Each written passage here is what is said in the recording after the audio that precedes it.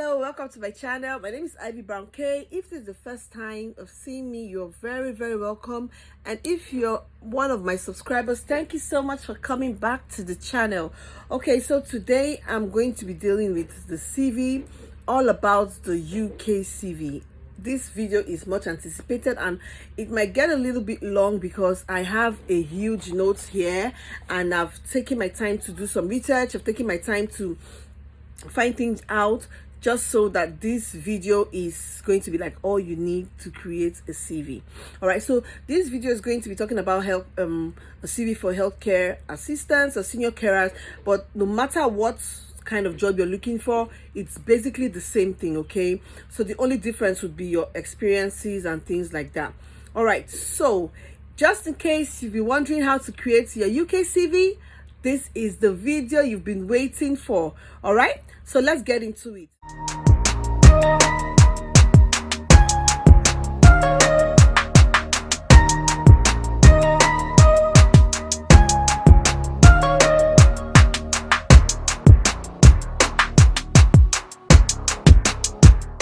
At the end of this video, I'm going to be giving links to CV builders you can use online.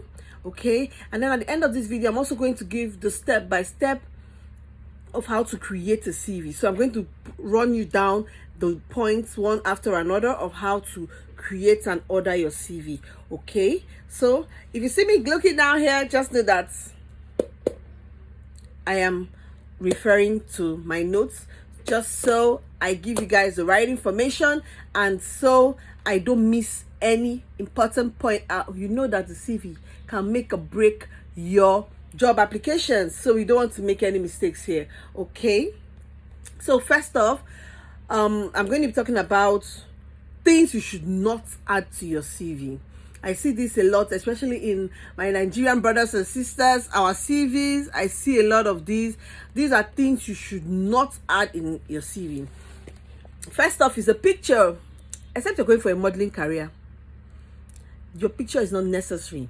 Okay, I know that there are some CV templates that have the picture, a place for the picture. Just leave that out. Okay, so your picture is not necessary. Also, your gender is not necessary. Your age is not necessary, except they have specifically asked for a certain age bracket, which isn't usual, but your age is really not necessary to be added into your CV. Okay, and also your WAEC, if you had 55 A's or 900 C's in your WAEC, or that's your SSC, your senior secondary school leaving certificate, it's not necessary. Okay, this is because we want our CV to be straight and concise. Okay, we don't want a very lengthy CV full of things that the recruiter doesn't want or doesn't need or isn't looking for. We want to give the recruiter exactly what they want. Okay, so yeah, now that we've gotten that out of the way, let's talk about the layout. All right, your layout, your CV layout has to be chronological. Okay, you don't jump from one to another. You have to watch the end of this video because I'm going to be giving you guys a CV layout. I'm going to be telling you step by step. You need a pen and a paper. Should I pause? Should I wait? So you can get to pause the video, go get yourself a pen and your jotter so that you can take important notes, and then when it comes to the place where I'm going to be giving out the layout, you can also make notes. Okay, all right, so also when it comes to fonts and size, please don't go and use calligraphy. Don't use Parisian. Don't use handwriting. Okay, you need to use a font for your CV. I know those fonts are very beautiful and they look romantic.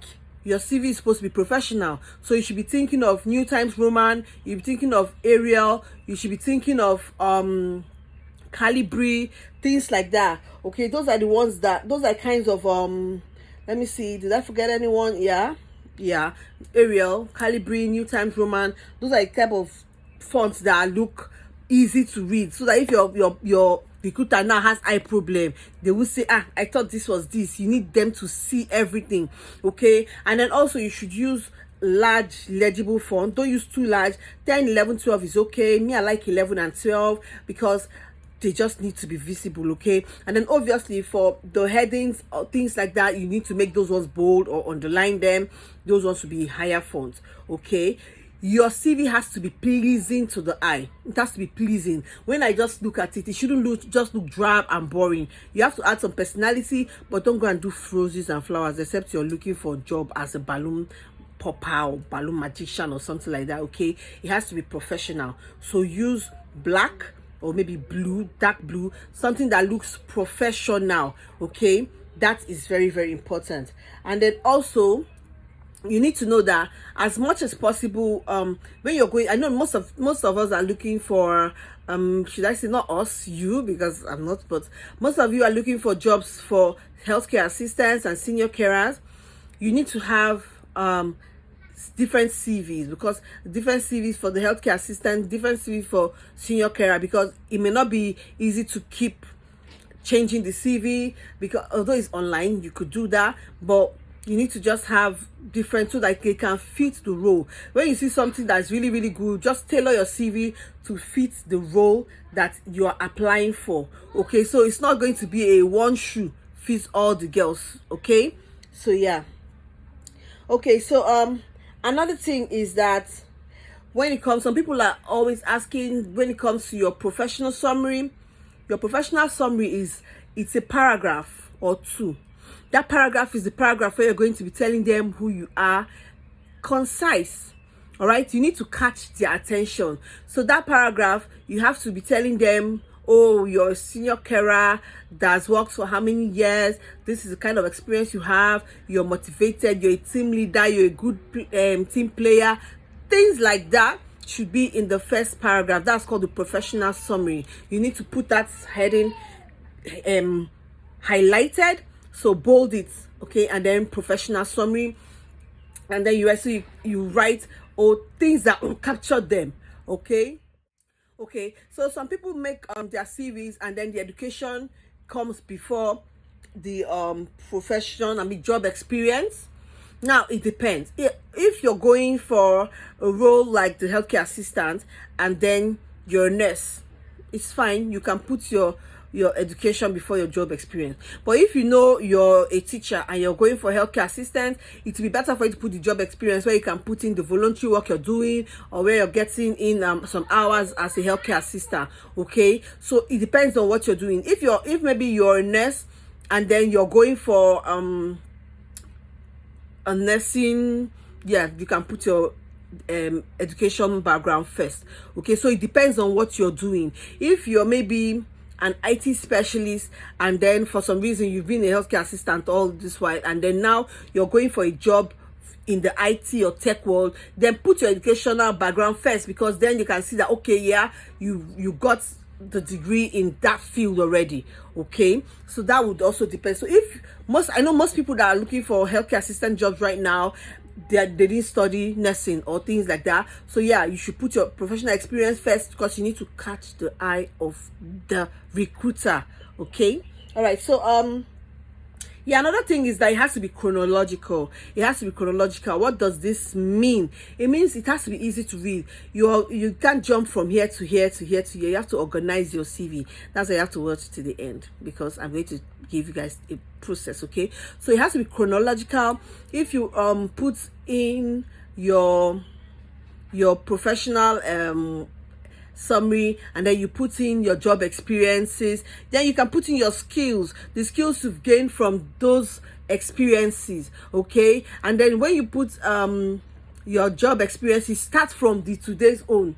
What are you doing today? Don't start from what you did in 2016. Start from today, 2022, this present. What are you doing? And then you go backwards. Okay, that's going to be a better way to do that, as opposed to jumping from 2016, then you come to 2022, and then you go back to 2021. Okay, so it has to be a easy flow, so that whoever is reading it can see that, okay, yeah, this happened here, and then this happened here, and then it's pleasing. When it's pleasing, you're more likely to get people's attention, as opposed to when they have to be skimming. They have to, where is this one? They are looking, they are searching. Okay, when somebody else has made their own easy to read and flowing like this, of course they'll be like, okay, yeah, check, okay, this is here, they're more likely to put this one on the right hand side.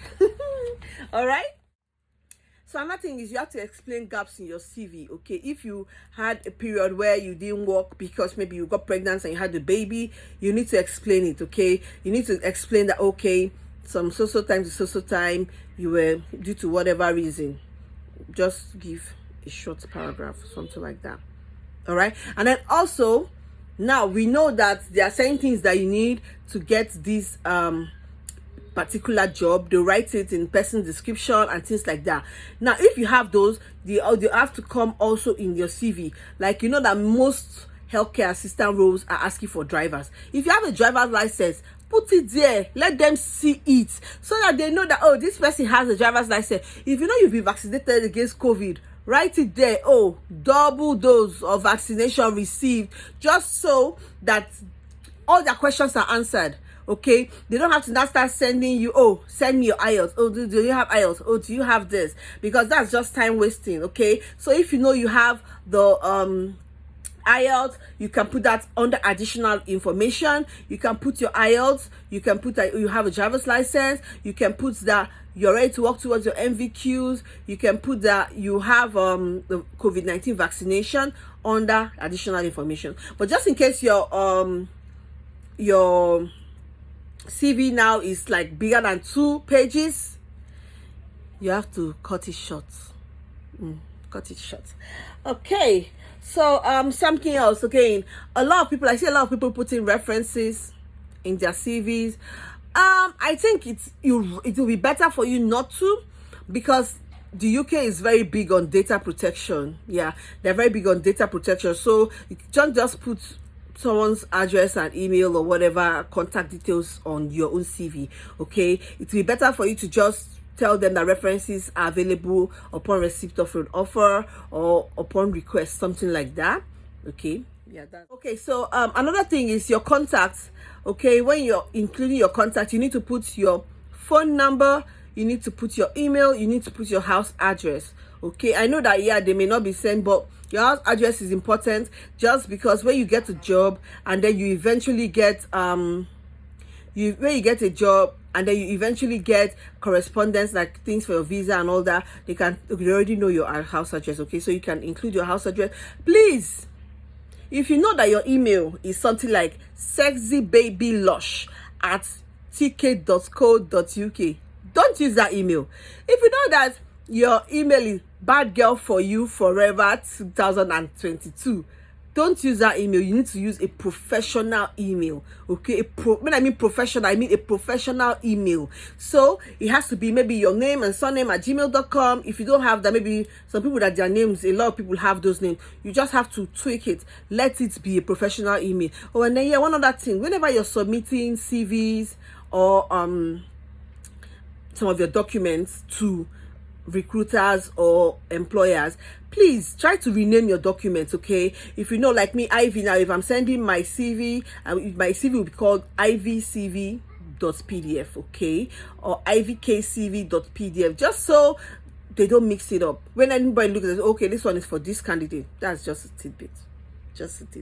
All right, so another thing, yes, don't look overqualified. Okay, a lot of recruiters are saying you're not getting jobs because you might be overqualified. Because if you're a doctor and then you decide that instead of writing plan 1 and plan 2, you want to rush and go to the UK as a healthcare assistant, they won't give you the job, because obviously you're not going to be staying with them for long. When you finish, when you get the job and you get into the UK, before you know it, you're with the NHS because you're a doctor and you earn more, obviously. So don't look overqualified. I don't know what you're going to do, because I can't tell you now not to put your degree, but I don't know. Just don't look overqualified. Don't just put that, oh, you're an ophthalmologist, oh, you've worked with UNICEF for 10 years, oh, you've worked with WHO for 15 years, and then you're going for healthcare assistant. No. Employers don't want to employ you and then you come and then in 6 to 8 months time you've left, and then they have to start going through the process of recruiting somebody else. Okay, so if you have 55 PhDs, please leave it out. Just write your degree, and then the ones that the certificates that are necessary for that job. If you have a PhD and you're going for this job that is like almost minimum wage, you probably won't get it. No, you probably won't get it. So just keep your PhD one side first, just so you know. All right, so now let's go into the step by step. Now I'm going to be looking down here a lot, okay, because I've written it down step by step. How do you write a CV? The first thing is your name. I like it when your name is bold. Okay, so my CV now will be Ivy Brown, large font, bold. Okay, to be like the letterhead. You know how the letterhead is? Yeah, so that's my letterhead, Ivy Brown. Okay, and then under you have my email, my phone, and my address. If you're in Nigeria, write your Nigerian address. That's better, because then they can already see it and say, okay, this person is in Nigeria, she needs a sponsorship visa or COS or whatever. Okay, don't skip your address just because you want them to get back to you, and then in the end, after 2 weeks, you'll not be having heartbreak when they find out you're in Nigeria. All right, good. All right, so next, right under that should be your professional summary. Okay, this should be one paragraph. This is Ivy Brown. She's a senior healthcare assistant in so looking for with how many years experience, looking for blah blah blah blah blah blah blah blah. That's just go and find out how to write a professional summary, because I can't tell you. I don't want you to go and write word for word now, and then everybody will be having the same CV. We don't want that. We don't want that. So you need to tweak it. You're a professional summary, healthcare assistant. What can you do? What have you done? Okay, have you supervised people? Are you a team leader? Are you a good team player? Are you good at working alone?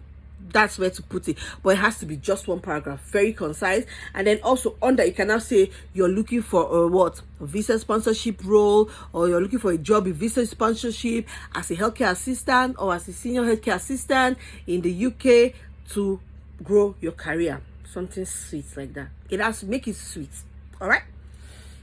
Next, under now you now put work history. That's because Ivy is a lawyer. So just in case I'm looking for a healthcare assistant job, I'm not going to put my law degree there. I'm not looking for a healthcare assistant job, but just in case, I won't put my law degree first. Okay, let's not pursue them. We'll put work history. All right. So now you start from where I am. Volunteering at so organization, where my duties are as follows. You have to put your duties. You do this, you supervise this, you do this one, you do that one, you do that one. Bam. Then you go to the next one where you have maybe another job experience and things like that. After that, under, you come write skills. But if you have space, you can also put it on this other side. You write skills. What are your skills? What apps can you use? Say you can use MS Word, you can use Excel, put all the skills that are necessary. Are you a phlebotomist? Do you know how to do phlebotomy? Do you know how to do catheter care? Oh my goodness. So you put all those skills, you put your skills there, okay? List them out so that people, actually when you've seen a job and then they've told you what they're looking for, just go and look at the skills. Which one do you have? Don't lie, yo. I'm not telling you to lie. Which one do you have? Which one can you learn? Nah. Go and learn it. Put it there. Okay? So yeah, your CV will be pompous. All right. Then right under it, you have the education. Now you come and put your formal education. Like I said, don't write your WAEC, okay? Write your formal education. University of Boston, University of this. What was the degree? When did you have it? Oh, also, I'm sorry, I forgot to mention your work history. You have to put the dates, okay? 2022, 2021 to present, or January 2022 to present, things like that. Then when it comes to the education, you also have to put when it was achieved, the degree, the name of your degree, legum baccalaureate.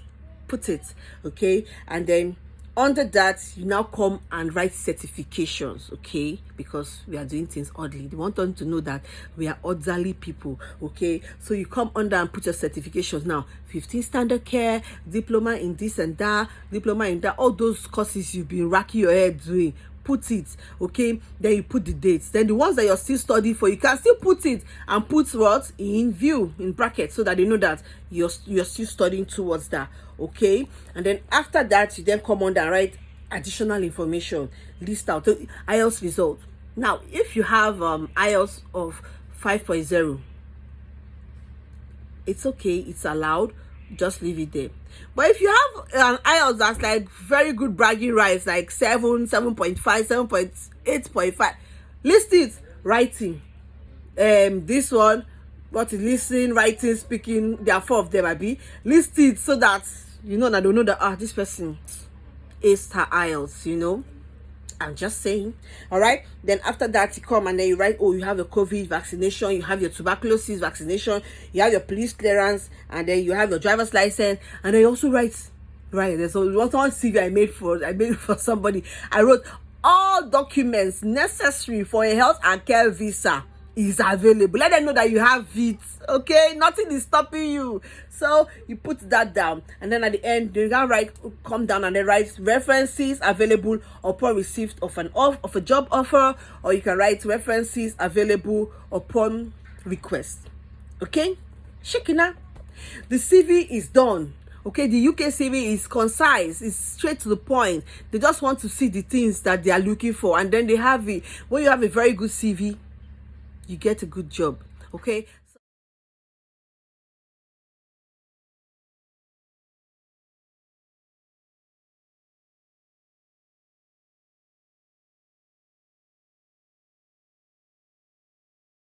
I'm wishing all of you success in your job hunting.